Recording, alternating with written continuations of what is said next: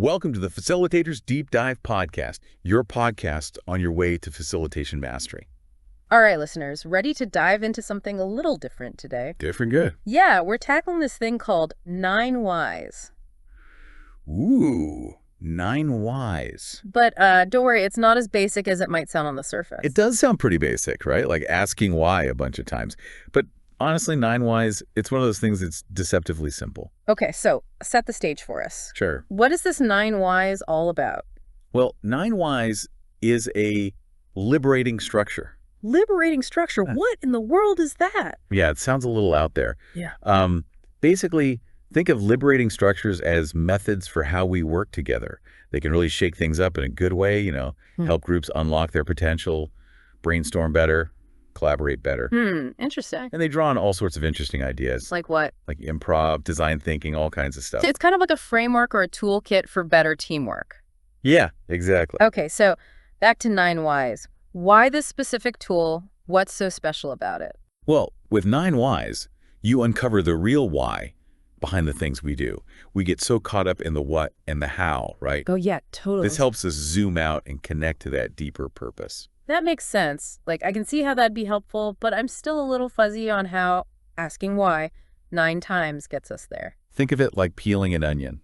Like each why question you ask takes you one layer deeper. So we're going for depth here. Exactly. Getting to those hidden motivations, values, all that juicy stuff. I'm starting to see the appeal. Okay, so walk me through this. How do we actually put 9 whys into practice? All right. The source material we've got breaks 9 whys down into 5 elements. 5 elements? I thought this was supposed to be simple. Well, there is a structure to it, but don't worry, it's not complicated. These 5 elements are just the keys to making sure your deep dive, actually goes deep. Got it. So lay it on me. What are these 5 elements? Okay, so first we have the invitation. This sets the stage for the whole thing. It usually starts with a simple question. Something like, what do you do? Seems simple enough. And then, of course, come the why questions. Oh, here we go. 9 in a row, right? Right. But remember, it's not an interrogation. We're not trying to put anyone on the spot. Well, I got to keep it friendly. Exactly. Like you're all on a journey of discovery together. So more curiosity than grilling. Exactly. Okay. The second element is space materials. Now, the good news is you don't need a fancy lab or anything, just a place where people feel comfortable sharing. Makes sense. If you're going to dig deep into your why, you need to feel safe, right? Absolutely. Psychological safety is key. I couldn't agree more. Now, for the third element, we have participation. And this is where those liberating structures really shine.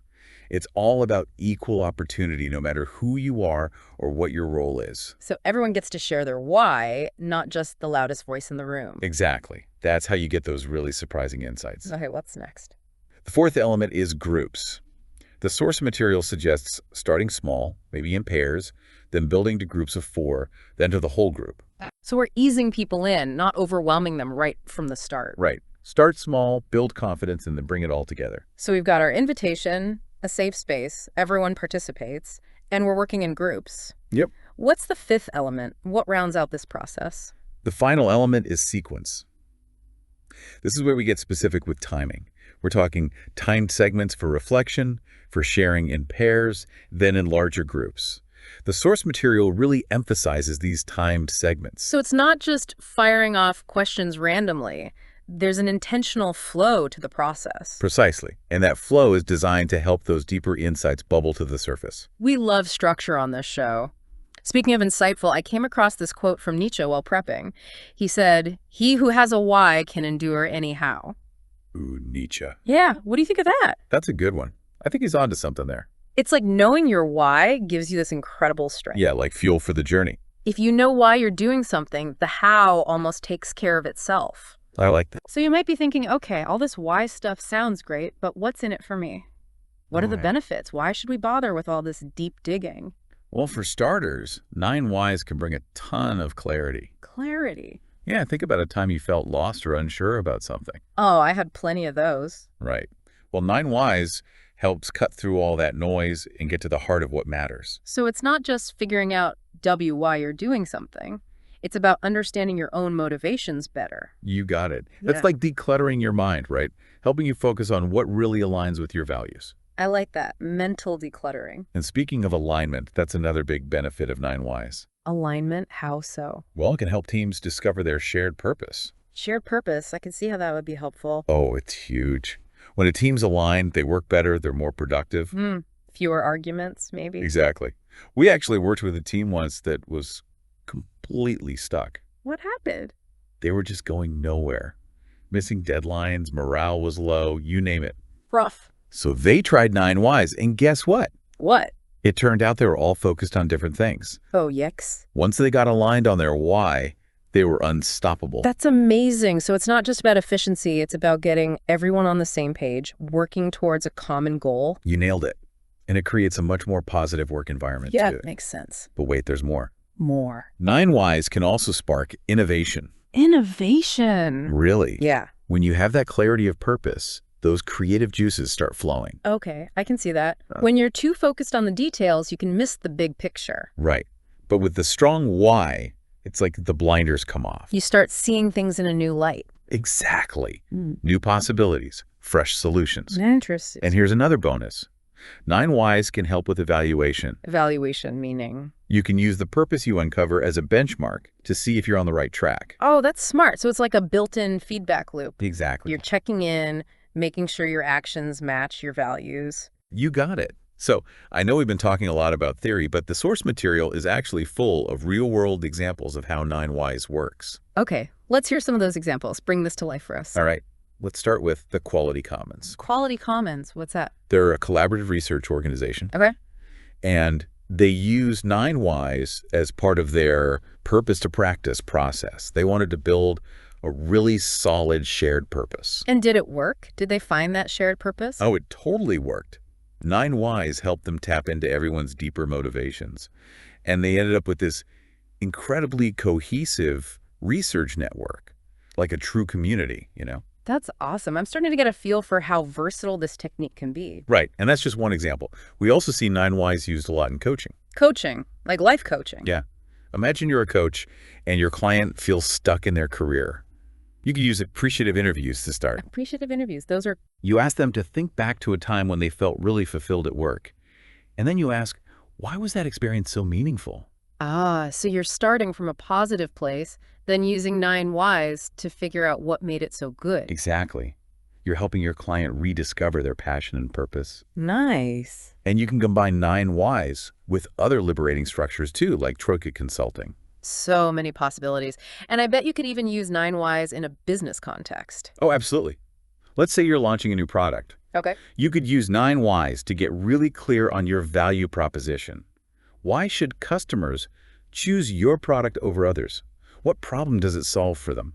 That's a great point. It's not just about the features, it's about the deeper why behind it. You get it.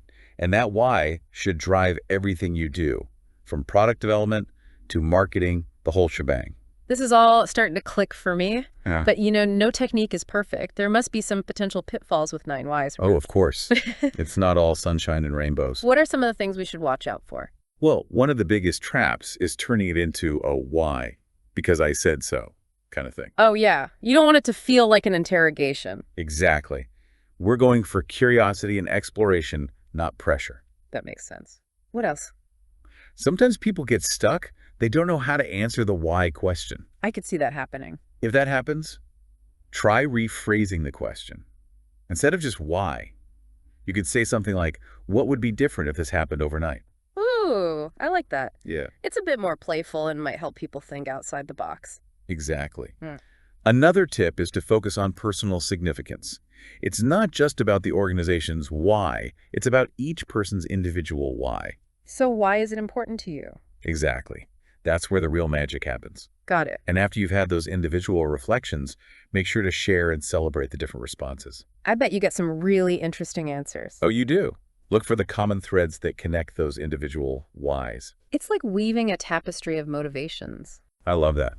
And finally, if someone is really struggling, try using stories to help them unlock deeper meaning.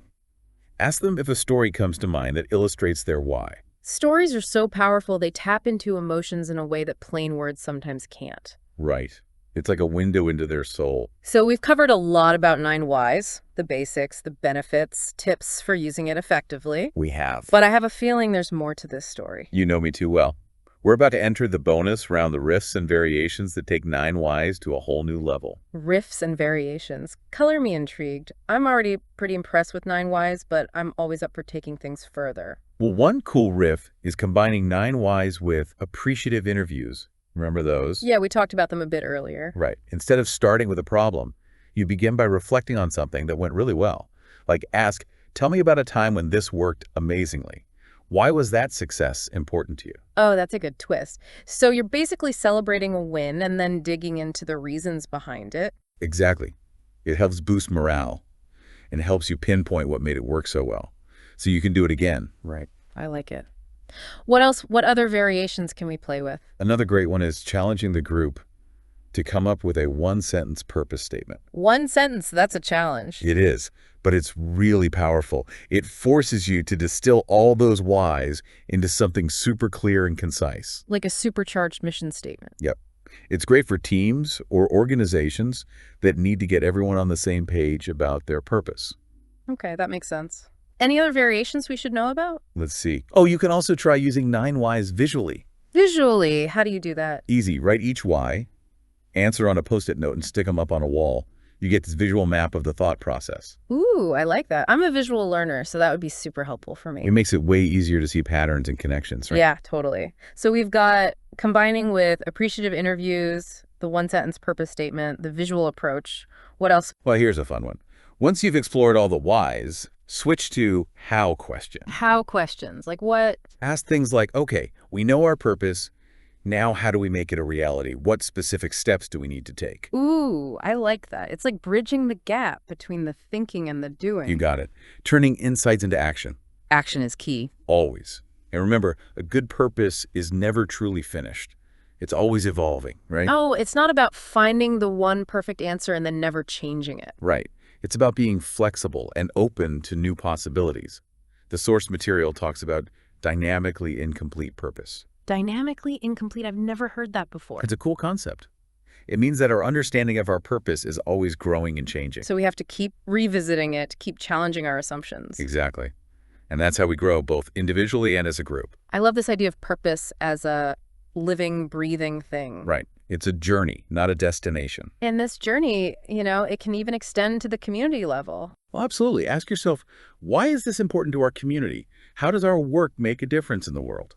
That takes it to a whole new level. It's about connecting to something bigger than ourselves. You got it. Okay. It's about making a positive impact on the world. I think that's a perfect note to end on. We've covered so much ground today. We have. From the basics of 9 whys to all these amazing variations and applications. That's been a deep dive for sure. And the best part is that it's deceptively simple. You don't need any special skills or equipment, just a willingness to ask why and really listen to the answers. That's all it takes. So listeners, we encourage you to give 9 whys a try. Experiment with it, adapt it to your needs, and see what happens. You might be amazed by what you discover. And remember, the journey of discovering your why is an ongoing adventure. Embrace the process, stay curious, and who knows, you might inspire others along the way. Couldn't have said it better myself. Thanks for joining us on this deep dive into 9 whys. See you next time on the Facilitators Deep Dive Podcast, your podcast on your way to facilitation mastery. Until next time. See you then.